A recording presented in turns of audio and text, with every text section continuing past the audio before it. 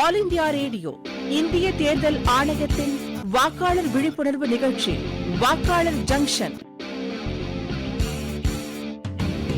மக்கள் ஒன்றாய் இணைந்து தவறாமல் வாக்களிப்பதால் ஜனநாயகம் செழித்திடுமே, ஜனநாயகம் செழித்திடுமே. வாக்காளர்கள் ஒன்றாய் சேர்ந்தாலே உருவாகும் ஒரு புது கனெக்ஷன், ஒரு புது கனெக்ஷன். வாக்காளர் ஜங்ஷன் ஹேஷ்டாக் வாக்காளர் ஜங்ஷன், வாக்காளர் ஜங்ஷன் ஹேஷ்டாக் வாக்காளர் ஜங்ஷன். வணக்கம் நண்பர்களே, உங்கள் அனைவருக்கும் எங்களுடைய மனமார்ந்த சர்வதேச மகளிர் தின நல் வாழ்த்துக்கள். நேயர்களே, நானும் என்னோட வாழ்த்துக்களை உங்க எல்லாருக்கும் தெரிவிச்சுக்கிறேன். மீனா, இந்த சந்தர்ப்பத்துல நம்ம பெண்களுடைய சாதனையை பத்தி பேச வேண்டியிருக்கு. கண்டிப்பா இன்னைக்கு ஒவ்வொரு துறையிலும் பெண்கள் தங்களோட திறமை, கடின உழைப்பு, சக்தியை நிரூபிச்சுக்கிட்டே இருக்காங்களே.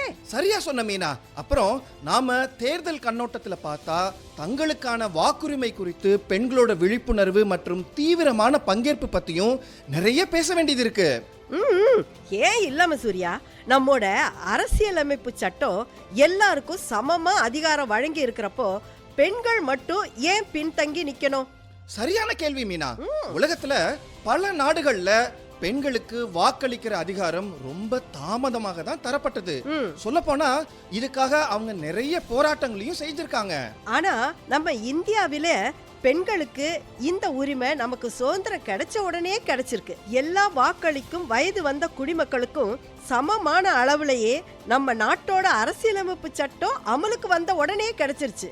அதனாலதான் 1951-52 வருஷம் நாட்டோட முதல் பொது தேர்தல்ல பெண்களும் வாக்குப்பதிவுல பங்கேற்று ஓட்டு போட்டாங்க. ஆமா மீனா, நீ சொன்ன மாதிரி 1951-52 நடந்த நாட்டின் முதல் பொது தேர்தல் நடந்த சமயத்திலிருந்தே பெண் வாக்காளர்களோட வாக்களிக்கிற சதவிகிதம் ஒவ்வொரு தேர்தலையும் அதிகரிச்சுக்கிட்டே வந்திருக்கு. ஆமா, 2019 மக்களவை தேர்தலாக இருந்தாலும் சரி, மாநில சட்டப்பேரவை தேர்தலாக இருந்தாலும் சரி, பெண் வாக்காளர்களோட வாக்கு சதவீதம் அதிகரிச்சுக்கிட்டே வர்றது எல்லாரோடைய கவனத்தையும் ஈர்த்திருக்கு. ஆமா மீனா, சமீபத்துல கூட, அதாவது போன வருடம் 2023ல ராஜஸ்தான், மத்திய பிரதேசம், சத்தீஸ்கர், மிசோரம், தெலுங்கானா மாநில சட்டமன்ற தேர்தல்களை கூட பெண்களோட பங்கேற்பு ரொம்பவும் சிறப்பா இருந்திருக்கு. ஆமா, அவங்களோட வாக்கு சதவீதத்தை பார்த்தா ராஜஸ்தான்ல இந்த எண்ணிக்கை 74% அதிகமாகவும், சத்தீஸ்கர், மத்திய பிரதேசம் மாநிலங்கள்ல 76% அதிகமாகவும் இருந்துச்சு. இந்த மாநிலங்கள்லயே புதிய அரசாங்கத்தை தேர்ந்தெடுக்கிறதுல மகளிர் சக்தி பெரிய அளவுல பங்கு வகிச்சதையே இது காட்டுது இல்லையா? ஆமாமா, ஆனா இது மட்டும் இல்ல மீனா, பெண்கள் வெறும் வாக்காளர்களாக மட்டும் இல்லாம பெரிய அளவு எண்ணிக்கையில தேர்தல்கள்ல வேட்பாளர்களாகவும் போட்டி போட்டிருக்காங்க. சரியா சொன்ன சூர்யா. இந்த தேர்தல்ல ரொம்பவும் ஆர்வத்தோட பங்கேற்க போகிற பெண்கள் சொல்றதையும் கொஞ்சம் கேட்போமா?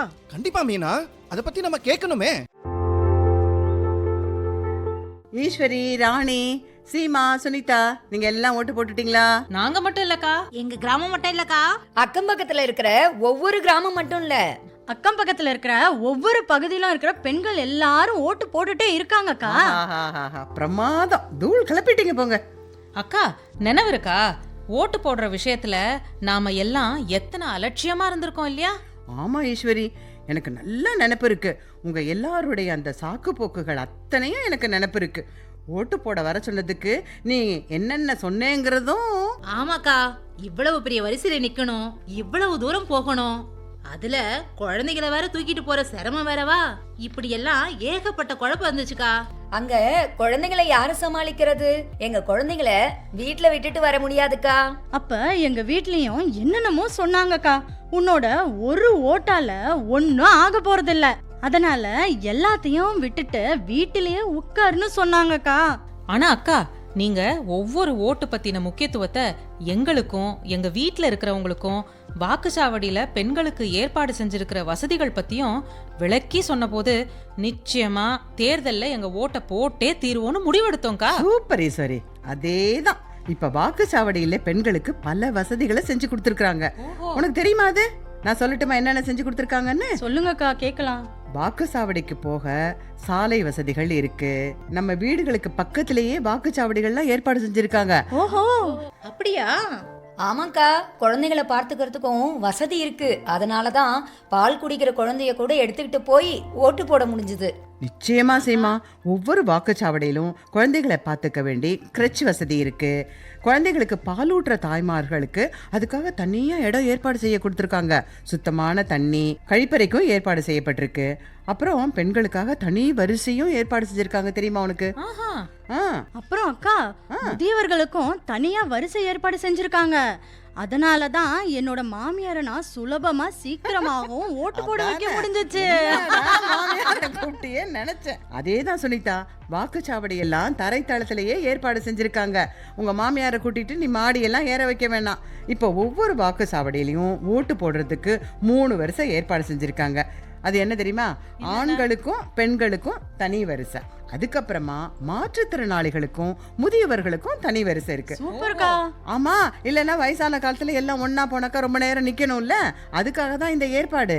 இந்த வரிசையில வயசான பெண்கள் வசதியா தங்களோட வாக்க பதிவு செய்யலாம். அக்கா, எல்லாத்த விடையும் சூப்பரான விஷயம் என்னன்னு கேட்டா, அது பெண்களுக்குனே அமைக்கப்பட்ட தனி வாக்குச்சாவடி தான். எப்படி இது பிரமாதம்னு சொல்றேன்னா, அந்த வாக்குச்சாவடியில டியூட்டில இருக்கிறவங்க எல்லாமே பெண்கள் தான். பெண்கள் மட்டுமே இங்க எல்லா வேலையும் பாக்குறாங்க. இந்த மாதிரி வாக்குச்சாவடிக்கு பேர் என்ன சொல்வாங்க, அத மறந்துட்டேன். நான் சொல்றேன், all women managed polling booth. அதான். அதாவது முழுக்க முழுக்க பெண்களாலேயே நிர்வகிக்கப்படுற இயக்கப்படுற வாக்குச்சாவடின்னு பொருள்.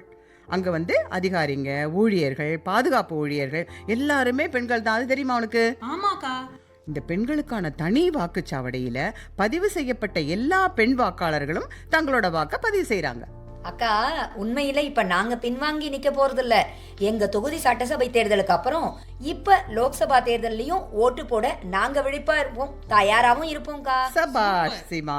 மக்களாட்சியில ஒரு வாக்காளரா பெண்களோட பங்கு ரொம்பவும் முக்கியமானது. நம்ம கருத்துக்கு இங்க ரொம்ப முக்கியத்துவம் இருக்கு. நாம யோசிச்சு முடிவெடுத்து தேர்ந்தெடுக்கிற வேட்பாளர்களால மட்டுமே நம்ம கிராமங்களையும் நகரங்களையும் மேம்படுத்த முடியும். நிச்சயமா. அதனால வாக்களிக்கிறது நம்மளுடைய உரிமையும் கடமையும் ஆகுது இல்லையா? கண்டிப்பாக்கா.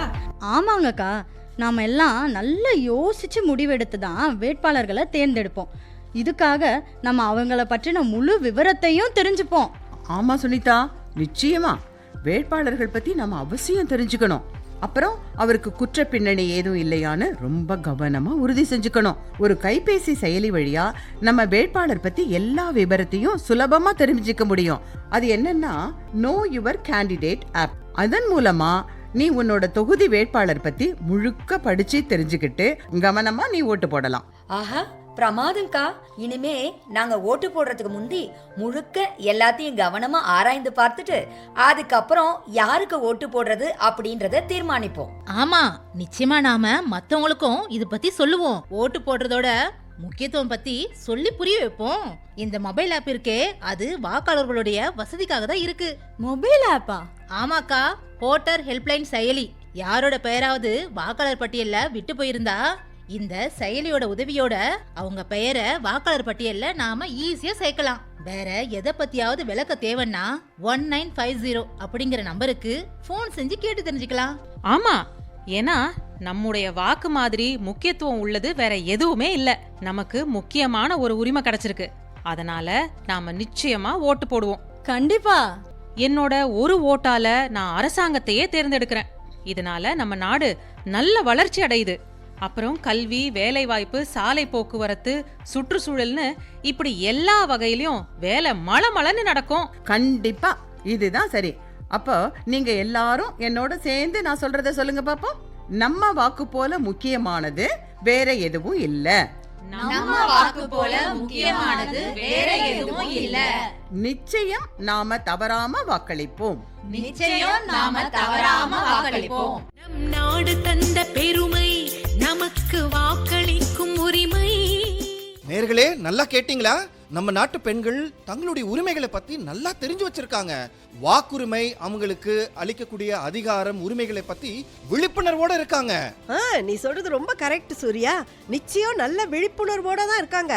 இப்போ சத்தீஸ்கர் மாநில தலைமை தேர்தல் அதிகாரி ரீமா பாபா சாஹேப் கங்காலே அவர்கள் தேர்தல்ல பெண்களோட பங்கேற்பு பத்தி சொல்றாங்க. கேப்போமா? जो हमारे महिला मतदाता है நம் நாட்டோட பெண் வாக்காளர்கள் 2018 தேர்தலோட ஒப்பிடும்போது 2023 சட்டமன்ற தேர்தல்ல அதிக எண்ணிக்கையில வாக்களிச்சாங்க. ஆண்களை விட அதிகமான எண்ணிக்கையில வாக்காளரா தன்னை பெண்கள் பதிவு செஞ்சுக்க தனி முயற்சி எடுக்கப்பட்டது. மக்கள் தொகையில ஜெண்டர் ரேஷியோன்னு பார்த்தா வாக்காளர் லிஸ்ட்ல பெண்கள் எண்ணிக்கை அதிகம். நம் மாநிலத்துல 1000 ஆண் வாக்காளர்களுக்கு 1012 பெண் வாக்காளர்கள் இருக்காங்க. முதல்ல நாங்க புது மருமகள் மரியாதை திட்டம்னு ஒண்ணு கொண்டு வந்தோம். அதுல மாநிலத்துல புதிதாக மணமாகி கிராமத்துக்கு வரும் பெண்கள் அவங்களுக்கு மரியாதை செய்து வாக்காளர் பட்டியல்ல அவங்க பெயர்களை சேர்க்க சிறப்பு முயற்சிகள் எடுக்கப்பட்டன. ஓட்டர் டர்ன் அவுட்லயும் 2018 தேர்தல்ல கோவா அசம்பிளி கான்ஸ்டிடுவன்சிஸ்ல 32 பெண் வாக்காளர்களின் எண்ணிக்கை அதிகமாக இருந்தது.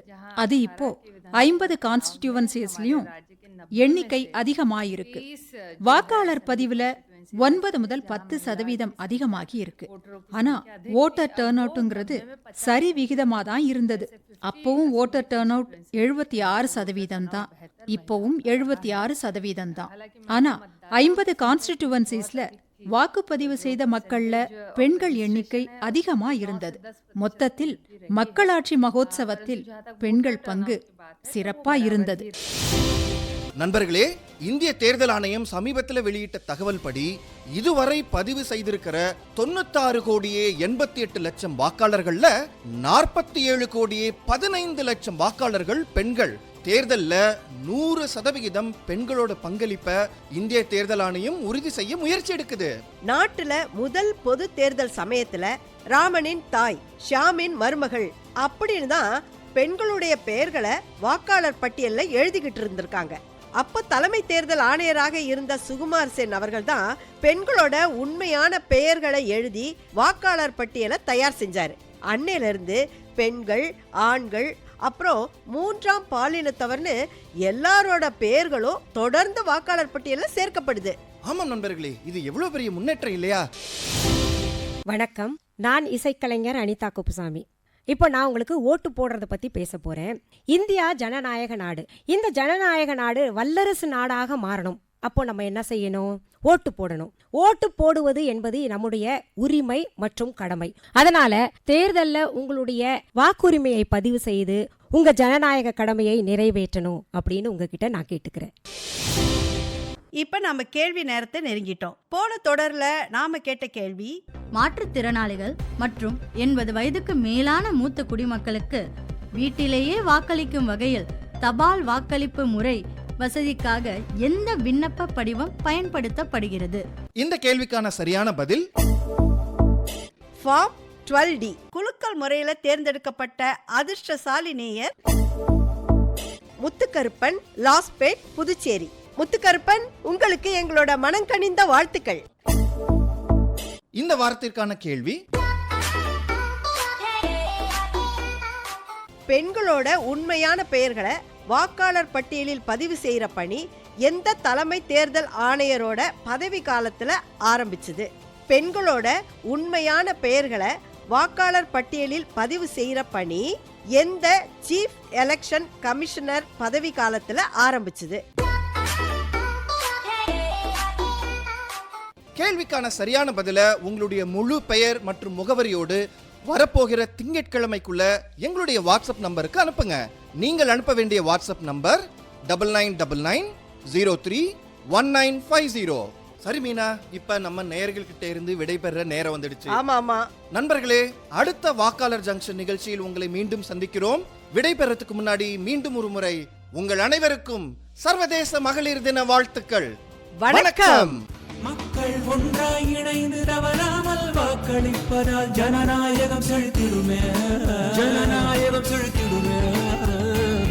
வாக்காளர்கள் ஒன்றாய் சேர்ந்தாலே உருவாகும் ஒரு புது கனெக்ஷன், ஒரு புது கனெக்ஷன். வாக்காளர் ஜங்ஷன் ஹேஷ்டாக் வாக்காளர் ஜங்ஷன், வாக்காளர் ஜங்ஷன் ஹேஷ்டாக் வாக்காளர் ஜங்ஷன்.